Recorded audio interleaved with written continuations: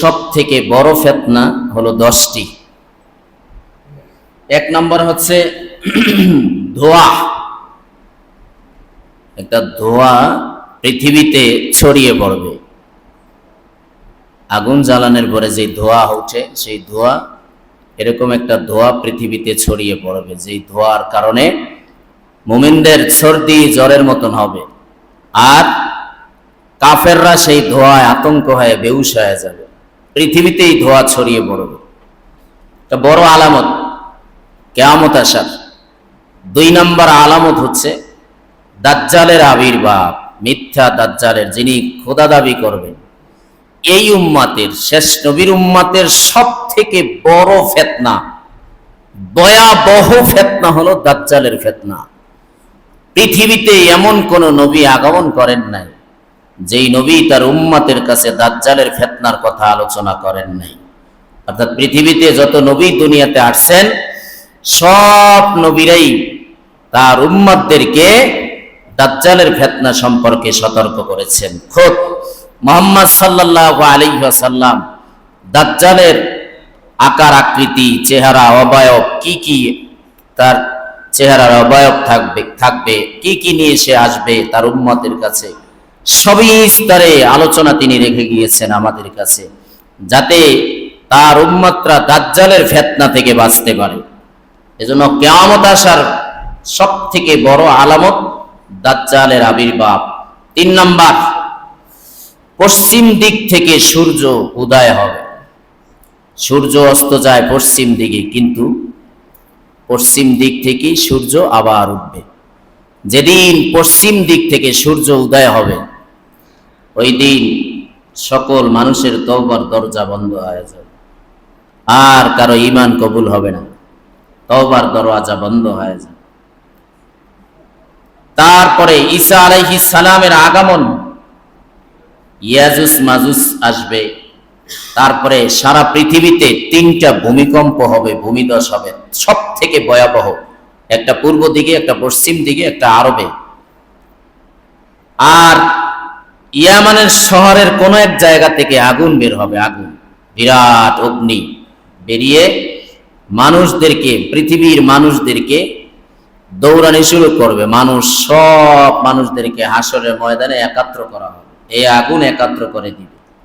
তারপরে ইমাম মাহাদির আগমন, সর্বশেষ আলামত কিয়ামতের ইসরাফিল আলাইহিস সালামের সিংহায় ফুৎকার। তো আয়াতে আল্লাহ বলেছেন ইকতারাবাতিস সাআহ, কিয়ামত নিকটবর্তী, চন্দ্র বিদীর্ণ হয়ে গেল, অংশাক্কাল কামার। রাসূল কিন্তু আবু জেহেলের কথা মানতে গিয়ে চন্দ্র দ্বিখণ্ডিত করে দেখিয়েছিল। কিয়ামতের এই আলামত প্রকাশ পেয়ে গেছে, চন্দ্র দ্বিখণ্ডিত হয়ে গেছে। আজকের আমরা আলোচনা শুনব দাজ্জাল সংক্রান্ত বিষয়। দাজ্জাল শাব্দিক অর্থ হলো মিথ্যা, অর্থাৎ মিথ্যা দাবিদার। সে আসবে, মানুষদের কাছে নিজেকে খোদা দাবি করবে যে আমি খোদা, এবং তার ভিতরে কিছু অলৌকিকত্ব থাকবে, অর্থাৎ অলৌকিক কোনো ঘটনা সে সামনে উপস্থাপনা করবে, মানুষদেরকে দেখাবে। এমন কিছু দেখাবে যে মানুষ বিভ্রান্ত হয়, ঈমান ছেড়ে তাকে মেনে নেবে, খোদা হিসাবে মানবে। তো এই দাজ্জাল সম্পর্কে রাসূল বলেছেন যে মা বাইনা খলকি আদম ইলা কিয়ামিস সাআ খলকুন আকবারু মিনাদ দাজ্জাল, যে আদমের সৃষ্টির পরে কিয়ামত আসার আগে দাজ্জালের থেকে বড় মারাত্মক কোনো ফিতনা আর সৃষ্টি হবে না। অর্থাৎ দাজ্জালের ফিতনা হবে সব থেকে ভয়াবহ ফিতনা। এই ফিতনায় হাজার হাজার কোটি কোটি মানুষ বেঈমান হয়ে যাবে, ঈমান হারা হয়ে যাবে। তো আমরা মুসলিম শরীফের এই হাদিস থেকে শুনতে পেলাম যে আদম আলাইহিস সালামের সৃষ্টির পর থেকে কিয়ামত পর্যন্ত এই সময়ের মধ্যে দাজ্জালের থেকে বড় ফিতনা আর সৃষ্টি হবে না। এই ফিতনা রুখতে হবে, এই ফিতনা থেকে বাঁচতে হবে। আমাদের সময়ে যদি দাজ্জাল চলে আসে, তাহলে আমাদের ঈমান বাঁচাতে হবে। প্রত্যেক নবী দুনিয়াতে আসছে দাজ্জালের ফিতনা সম্পর্কে উম্মতদেরকে সতর্ক করেছেন। সকল নবীগণ তার উম্মতদেরকে দাজ্জাল সম্পর্কে সতর্ক করে গেছেন। এক হাদিসে রাসূল বলেন, আন কাতাদাতা قال سمعت أنس بن مالك قال قال رسول الله صلى الله عليه وسلم ما من نبي إلا وقد أنذر أمته الأعور الكذاب। কাতাদা আনাস রাদিয়াল্লাহু তাআলা আনহুর ছাত্র, তিনি বলেন আমি শুনছি আনাস ইবনে মালিক আল্লাহ রাসূলের 10 বছরের খাদেম, তিনি বলেন রাসূলুল্লাহ সাল্লাল্লাহু আলাইহি ওয়াসাল্লাম বলেছেন, প্রত্যেক নবী তার উম্মতদেরকে কানা মিথ্যাবাদী দাজ্জাল সম্পর্কে সতর্ক করেছেন।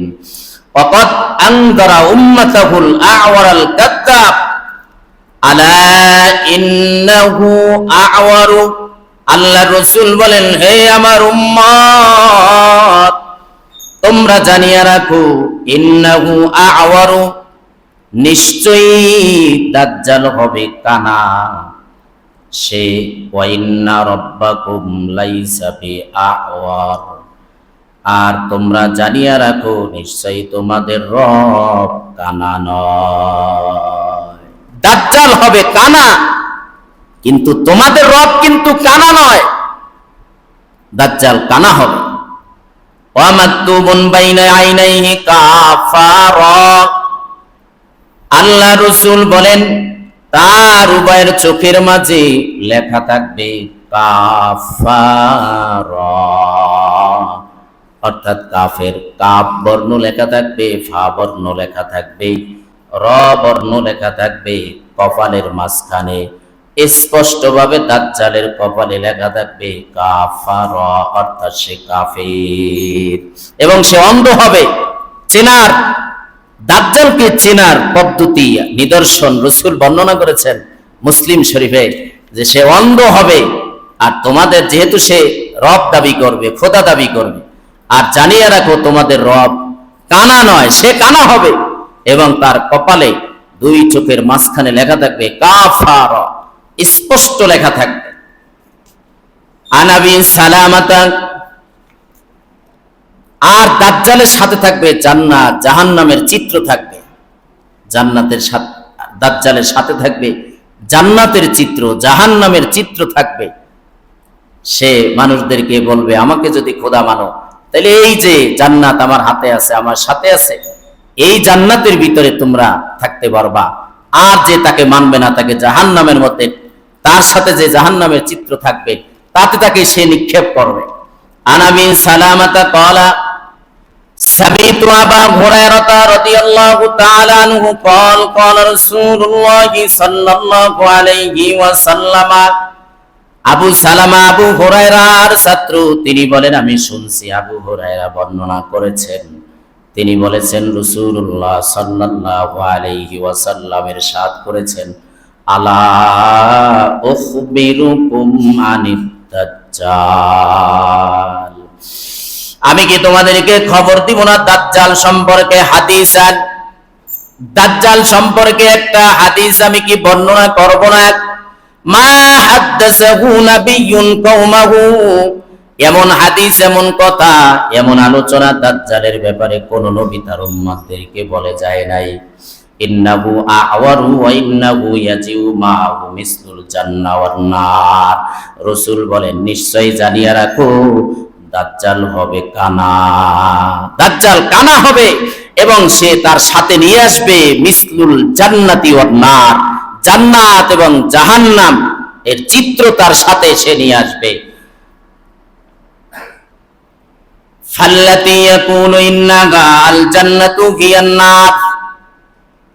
রাসূলের পরে বলেন, দাজ্জাল যেটাকে জান্নাত বলবে, সেটা বাস্তবিক পক্ষে হবে জাহান্নাম, অর্থাৎ তার সাথে যে জান্নাতের চিত্র থাকবে, ওই জান্নাতের চিত্রটা মানুষকে সে দেখাবে জান্নাত হিসাবে, কিন্তু বাস্তবে সেটা হবে জাহান্নাম। আর তার সাথে যে জাহান্নাম থাকবে ওটা বাস্তবিক পক্ষে হবে জান্নাত।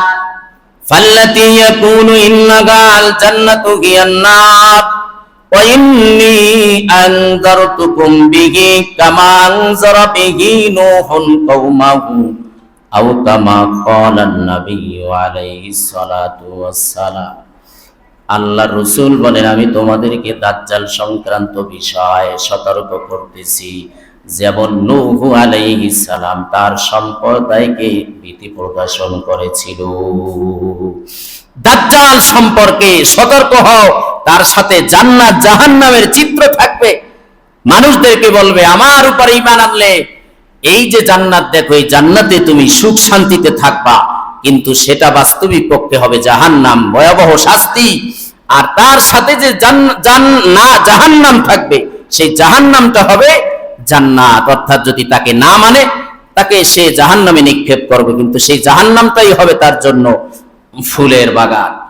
আন হুযায়ফা قال قال رسول الله صلى الله عليه وسلم الدجال أعور العين اليسرى جفاء الشعر معه جنة ونار فناره جنة وجنته نار। হুযায়ফা রাদিয়াল্লাহু তাআলা আনহু থেকে বর্ণিত, তিনি বলেন, দাজ্জালের বাম চক্ষু হবে কানা। কোন চক্ষু? বাম চক্ষু কানা হবে। কপালে লেখা থাকবে কাফ ফা র, অর্থাৎ কাফের। আর বাম চোখ থাকবে তার অন্ধ, কানা থাকবে সে। রাসূল বলেন, জুফানুশ শারি, উস্কো খুস্কো চুল তার থাকবে। আর মাহু জান্নাতুন ওয়া নারুন, তার সাথে থাকবে জান্নাত জাহান্নাম। ফানারুহু জান্নাতুন, তার জাহান্নামটা হবে জান্নাত, ওয়া জান্নাতুহু নারুন, আর তার জান্নাতটা হবে জাহান্নাম। তার সাথে যে জান্নাতটা থাকবে এটা হবে জাহান্নাম, আর জাহান্নামটা হবে তার জান্নাত। এজন্য যারা তাকে মানবে না, তাদেরকে সে শাস্তি দেওয়ার জন্য তার সাথে যে জাহান্নাম থাকবে তাতে সে নিক্ষেপ করবে, কিন্তু সেটাই হবে তার জন্য শান্তিদায়ক। আর তাকে যারা বিশ্বাস করবে, মানবে, তাদেরকে সে জান্নাতে রাখবে, কিন্তু সেটা হবে তার জন্য শাস্তির। বলবেন, মানুষকে খোদা হিসাবে মানবে? বিশ্বাস যদি না হয়, বর্তমানের পরিস্থিতির দিকে একটু খেয়াল করেন, তাইলে বুঝতে পারবেন আশেপাশে মানুষ কিভাবে সৃষ্টিজীবকে খোদা হিসাবে মেনে নেয়। কিছুদিন আগে কোন এক এলাকায় একটা গাছ বন্যায় পড়ে গেছে। সাধারণত একটু জ্ঞান খাটাইলে তো বোঝা যায়, গাছ যখন বড় কোনো গাছ বন্যায় পড়ে যায়, গোড়াটা মাটির সাথে এখনো লাগানো, এই গাছটার ডাল যদি কেটে দেওয়া হয়, তখন গাছের মাথা হালকা হয়ে যায়। স্বাভাবিক গাছটা এমনিতেই হয়তো মাটি যেহেতু লাগানো আছে গোড়ার সাথে, এজন্য গাছটা দাঁড়ায় যায়। এই একটা ঘটনা কোন এক এলাকায় ঘটছে। গাছ পড়ে গেছে, সেই গাছটার ডালপালা যখন কেটে দিছে, তো গাছটা এমনি এমনি দাঁড়ায় গেছে। এখন মানুষের মেধার মধ্যে ঢুকলো যে গাছ কেন একা দাঁড়ায়, নিশ্চয়ই তার মধ্যে কোনো কারিশমা আছে। শুরু হয়ে গেল সেই গাছ পূজা। এবারে গাছের গোড়ায় যায়, লাল নীল শাড়ি পরায়, কেউ কেউ মাটি নিয়ে যায়, গাছকে সেজদা দেওয়া শুরু করলো। যেই মুসলমান সকালবেলা আল্লাহরে সেজদা দিল ফজরের নামাজ পড়া, সেই মুসলমান গিয়ে এখন গাছের ভক্ত হয়ে গেল। সাধারণ একটা সৃষ্টিজীব, মিডিয়া এটাকে এমন ভাবে নিউজ করা শুরু করলো, দলে দলে সেখানে মানুষ যাওয়া শুরু করলো যে না, এই গাছের মধ্যে কোনো কুদরতি কারিশমা আছে, তা না হলে গাছটা কেন দাঁড়াইল। এটা তো একটা ব্যাককল আহাম্মক ব্যক্তিও বুঝে, যেই গাছটা বন্যায় পড়ে গেছে, গাছের গোড়াটা শিকড় এখনো মাটিতে লাগানো, এই গাছটার ডালপালা কেটে দিলে এমনিতেও গাছটা দাঁড়ায় যাওয়ার কথা। কথা ঠিক না? ঠিক। অনেক সময় দেখেন না, বাঁশ যখন গোড়া দিয়ে কাটা হয়, বাঁশের যখন ডালপালা আপনি কেটে দিবেন, দেখবেন বাঁশটা টাস করে ছুটে খাড়ায় যায়, এরকম হয় না? তো এইরকমই কাহিনী হয়েছে, কিন্তু মানুষ মনে করছে যে না, গাছের ভিতরে কোনো কিন্তু আছে। সমানে মহিলা সেখানে যাইতেছে সিরিয়ালে, হ্যাঁ, মাটি নিতেছে, গাছের কাছে দেখলাম পূজা মানে সেজদাও দিতেছে, নাউজুবিল্লাহ। তাহলে তো আমাদের বুঝে আসলো যে একটা এই সাধারণ একটা জিনিসকে মানুষ কেন্দ্র করে যখন গাছ পূজা শুরু করতে পারে, তাহলে দাজ্জাল আসলে দাজ্জালকে খোদাও মানতে পারে। কথা ঠিক না বেঠিক?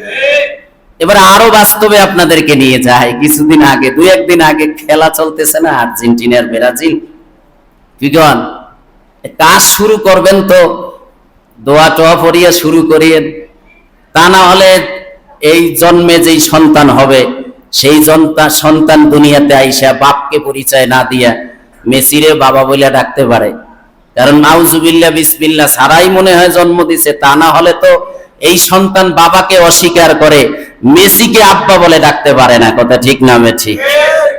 মনে হয় বিসমিল্লাহ পড়ে নাই। তা না হলে নিজের জন্মদাতা পিতাকে অস্বীকার করে কোন কুলাঙ্গার বেঈমান মেসিকে বাবা বলে ডাকতে পারে না। কথা ঠিক না বেঠিক? মেসি আর রোনালদোর ভক্ত এত বেশি হয়েছে যে তাদেরকে পাওয়ার জন্য সবকিছু বিসর্জন দিতে রাজি। কথা ঠিক না বেঠিক?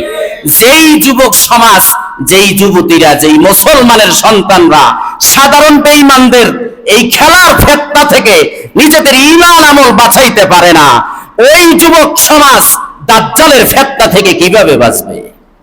কিভাবে দাজ্জালের ফেতনা থেকে বাঁচবে? এটা তো নমুনা আমরা দেখতে পাই। এটা নমুনা যে সাধারণ পিতাকে অস্বীকার করে কিভাবে মেসিকে বাবা বলে। তাইলে যখন দাজ্জালের কারিশমা শুরু হয়ে যাবে তখন ঠিকই মানুষ, এক নম্বরে ইহুদিরা তো এখন থেকেই তারা নিয়তে আছে, এখন থেকেই ফিকিরে আছে কোন সময় দাজ্জাল আসবে, আর দাজ্জালকে তারা সামনে রেখে খোদা মেনে পুরা পৃথিবী তারা রাজ করার চেষ্টা তখন করবে। এক নাম্বার অনুসারী হবে ইহুদি এবং খ্রিস্টানরা এই দাজ্জালের। মুসলমানদের যত কঠিন মহা পরীক্ষা হবে এই দাজ্জাল যখন আসবে। এজন্য রাসূল সব সময় সাহাবায়ে কেরামদেরকে দাজ্জালের ব্যাপারে এত সুন্দরভাবে দিক নির্দেশনা দিয়ে গেছেন, যদি দাজ্জালের ফিতনা থেকে বাঁচতে চাও তাইলে সূরাতুল কাহাফের প্রথম 10 আয়াত মুখস্থ করে নাও। রাসূল বলেন সূরা কাহাফের 10 আয়াত মুখস্থ করো, তেলাওয়াত করো, দাজ্জালের ফিতনা থেকে আল্লাহ তোমাকে বাঁচায় দিবেন। একজন সাহাবী হযরত তামিমে দারি রাদিয়াল্লাহু তাআলা আনহু তখনও মুসলমান হন নাই, বাড়ি সিরিয়ায়, বর্তমানে ফিলিস্তিনে তার বাড়ি। তিনি তখন খ্রিস্টান ছিলেন। একদিন পয়গম্বর এশার নামাজ পড়াতে বিলম্ব করতেছেন, সবাই উপস্থিত।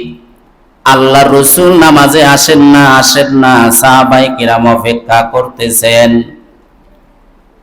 ফাতেমা বিনতে কায়েস থেকে হাদিস, আবু দাউদ শরীফে এসেছে।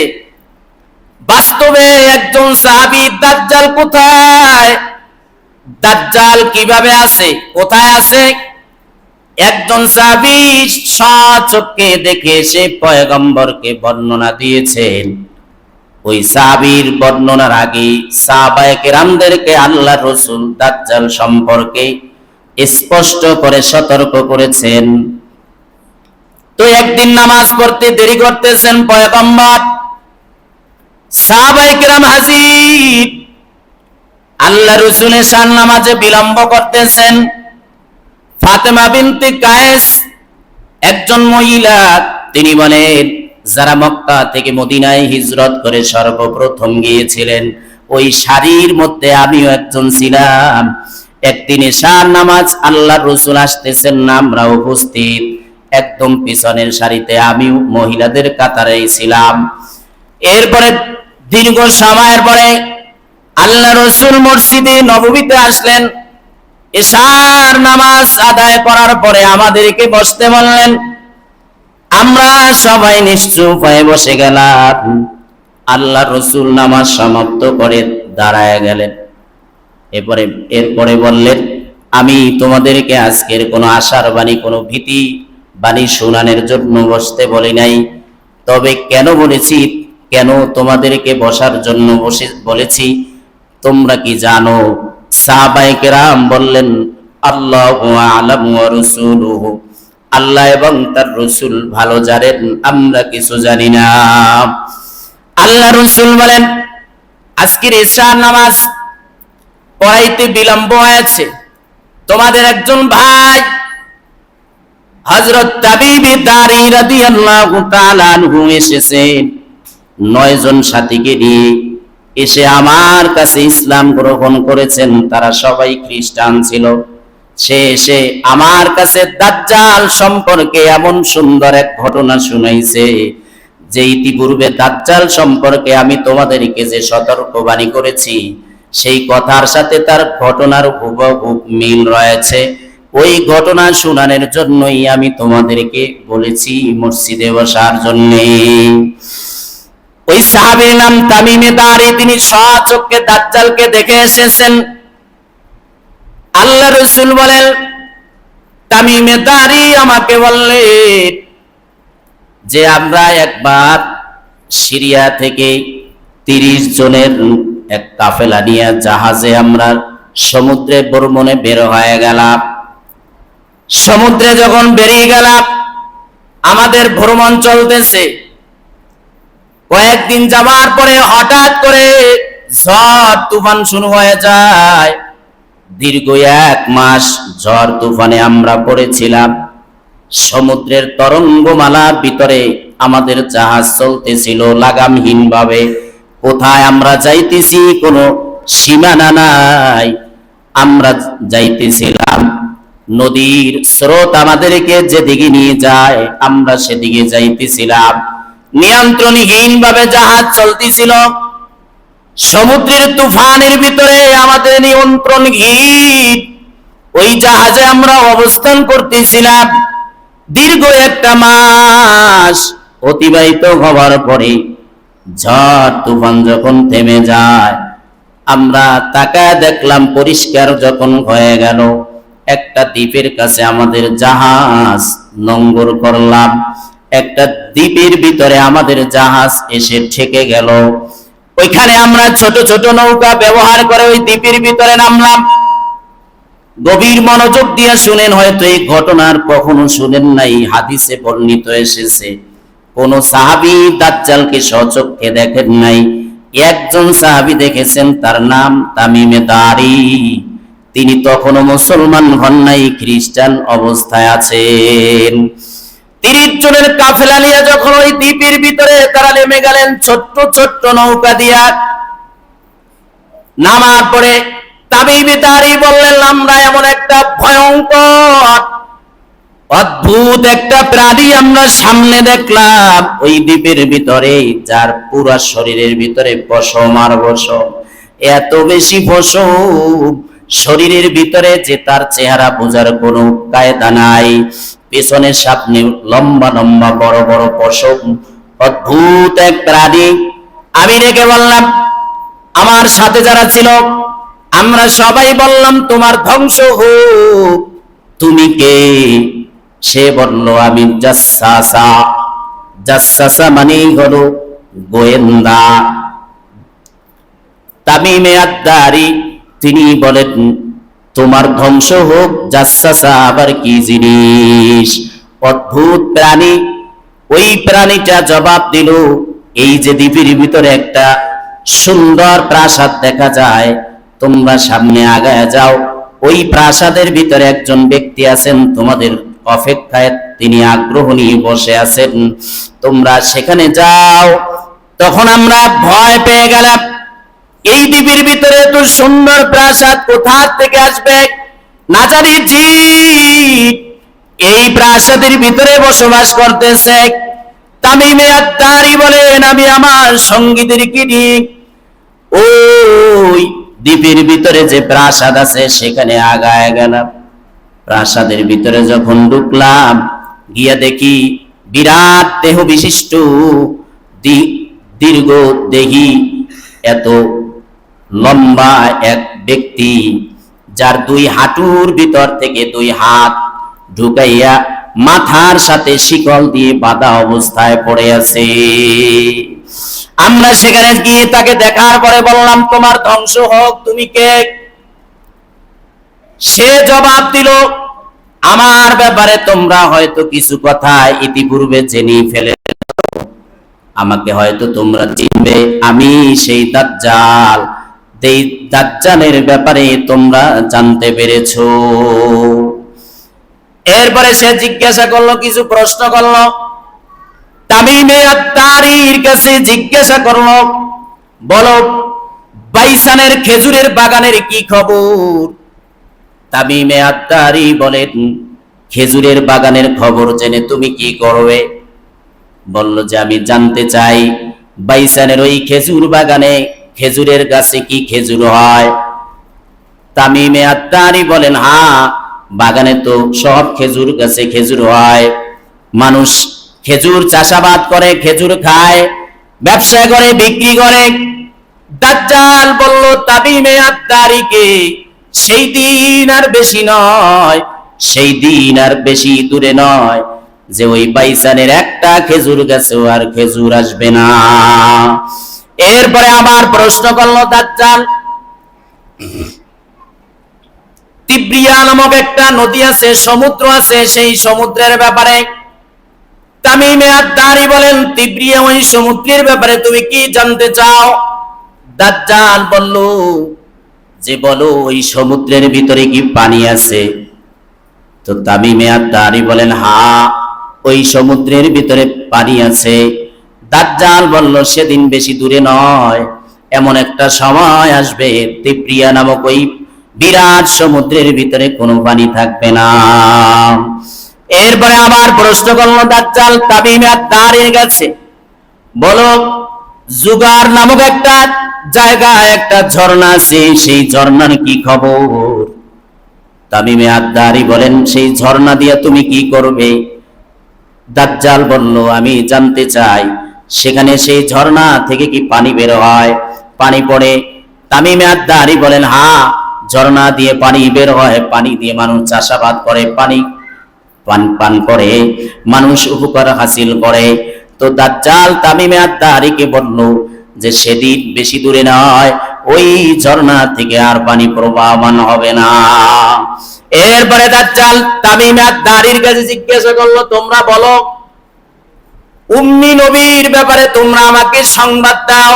উম্মি নবী বলতে মুহাম্মদ সাল্লাল্লাহু আলাইহি ওয়াসাল্লামের ব্যাপারে দাজ্জাল তাকে জিজ্ঞাসা করলেন।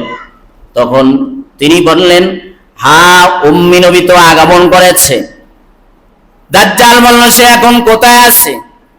তামিমে আত-তারি বলেন, সে মক্কা থেকে হিজরত করে মদিনায় অবস্থান করতেছেন।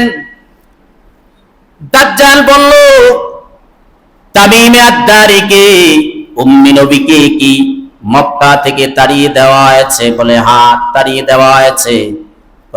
মক্কাবাসীর সঙ্গে কি যুদ্ধ হয়েছে? হ্যাঁ, যুদ্ধ হয়েছে, এখন মদিনায় অবস্থান করতেছে। দাজ্জাল আবার জিজ্ঞাসা করলো তামিমে আত-তারির কাছে, বলো উম্মি নবী কি বিজয় লাভ করেছে? তামিমে আত-তারি বলেন, মক্কার কাফিরদের সঙ্গে তো বিজয় হয় নাই, তবে পার্শ্ববর্তী দেশগুলোর সাথে তার কিছু বিজয় হয়েছে।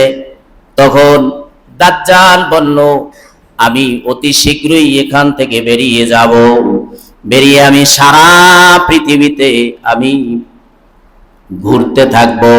40 দিন সারা পৃথিবীর এমন কোনো গ্রাম নাই, এমন কোনো অঞ্চল নাই যেখানে আমার কদম পড়বে না। হাদিসে আল্লাহ রাসূল বলেন, এই ঘটনা মসজিদে নববীর মেহরাবে বসে বসে সাহাবায়ে কেরামদেরকে শোনায়া দিলেন। এরপরে আল্লাহ রাসূল সাহাবায়ে কেরামদেরকে বললেন, ও সাহাবায়ে কেরাম, তোমরা কি জানো এই তামিমে তারি যেই সমুদ্রের ভিতরে, যেই দ্বীপের ভিতরে দাজ্জালের অবয়ব দেখে এসেছি, ওই দ্বীপটা কোথায় অবস্থিত? আল্লাহ রাসূল একবার নয়, দুইবার নয়, 3 বার বলেছেন ওই দ্বীপ সিরিয়ার অথবা ইয়ামানের কোন এক সমুদ্রের মাঝখানে পূর্ব দিকে অবস্থিত। আল্লাহ রসুল এই কথা একবার না, দুইবার না, তিনবার বলেছেন। আল্লাহ রসুল বলেন ওই সমুদ্র, ওই দ্বীপ হলো পূর্ব দিকে অবস্থিত, পূর্ব দিকে অবস্থিত, পূর্ব দিকে অবস্থিত। দাজ্জাল ওই তামিমে আদ-দারিকে বলেছেন 40 দিন আমি পৃথিবীতে ঘুরতে থাকবো, এমন কোন অঞ্চল নাই যেখানে আমার কদম পড়বে না, কিন্তু মদিনায়, তৈয়্যিবা আর মক্কায় আমার ঢোকা হবে না। সেখানে তলোয়ার নিয়ে, খোলা তরবারি নিয়ে ফেরেশতারা দাঁড়িয়ে থাকবে। যখনই আমি তৈয়্যিবায় ঢোকার চেষ্টা করব আর মক্কায় ঢোকার চেষ্টা করব, তখনই ফেরেশতা আমাকে তাড়া দিবে। আল্লাহ রসুল মসজিদে নববীর মিহরাবের ভিতরে বসে বলেন, ও সাহাবায়ে কেরাম, দাজ্জাল যে তৈয়্যিবার কথা বলেছে, ওই তৈয়্যিবাই হলো এটা, এটাই হলো তৈয়্যিবা।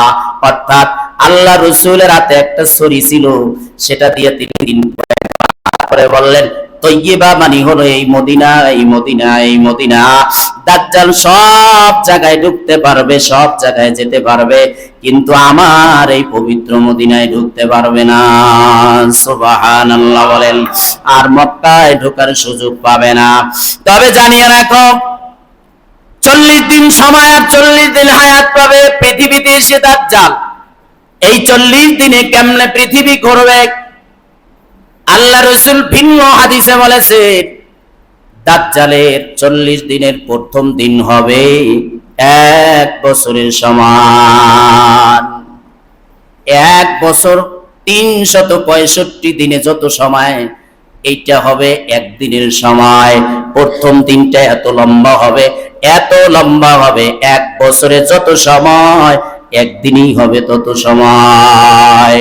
এরপরে দাজ্জালের দ্বিতীয় দিন হবে 1 মাসের সমান, তৃতীয় দিন হবে 1 সপ্তাহের সমান, বাকি দিনগুলো স্বাভাবিক দিনের সমান হবে। সাহাবায়ে কেরাম জিজ্ঞাসা করলেন, ও পয়গম্বর, বলেন প্রথম দিন যদি দাজ্জালের 1 বছরের সমান সময় হয়, প্রথম দিনটা, ওই দিনে আমরা নামাজ কিভাবে আদায় করব? আমরা থাকলে প্রশ্ন করতাম কোন জায়গায় পালায়া যাব, কথা ঠিক না ঠিক? সাহাবায়ে কেরাম জিজ্ঞাসা করলেন, ও পয়গম্বর, বলেন ওই দিন আমরা কিভাবে নামাজ আদায় করব? 1 বেলা নামাজ আদায় করলে কি 1 বছরেরটা আদায় হয়ে যাবে? পয়গম্বর বললেন, না, 1 বছরের এই 1 দিনের সময়, এত লম্বা সময় 1 ওয়াক্ত নামাজ আদায় করলে হবে না।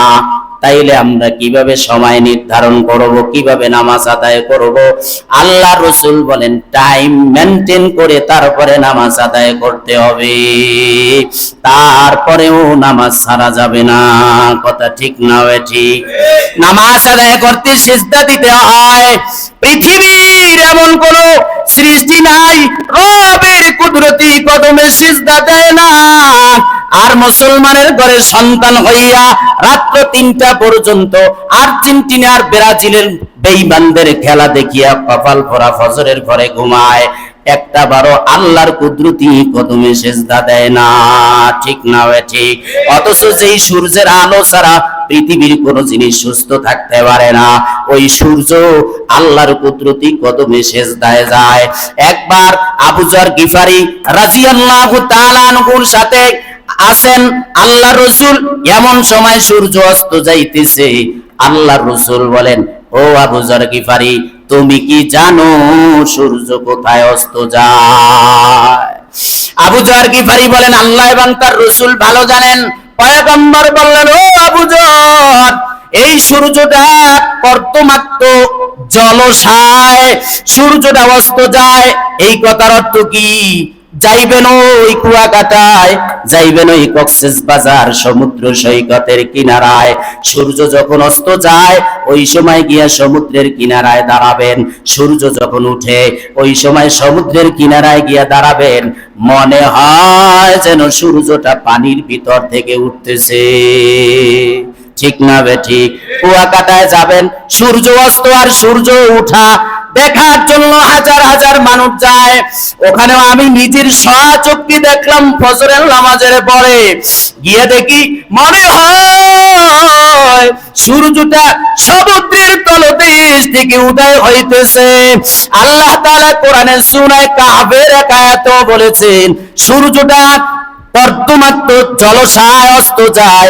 আল্লাহর রাসূল বলেন, ওখানে শুধু যায় না, যাইতে যাইতে সূর্যটা আরশের নিচে চলে যায়, গিয়া আল্লাহর কুদরতি কদমে সিজদা দিয়ে দেয়। সূর্যটা আল্লাহর সিজদা দেয়, চন্দ্র আল্লাহর সিজদা দেয়, গাছ গাছালি আল্লাহরে সিজদা দেয়। এত মাখলুক আল্লাহ বানাইছে, সব মাখলুকাত আল্লাহরে সিজদা দেয়। নেমো খারাপ, আল্লাহর নিয়ামত খাইয়া মুসলমানরা আল্লাহরে সিজদা দেয় না। ঠিক না বে ঠিক?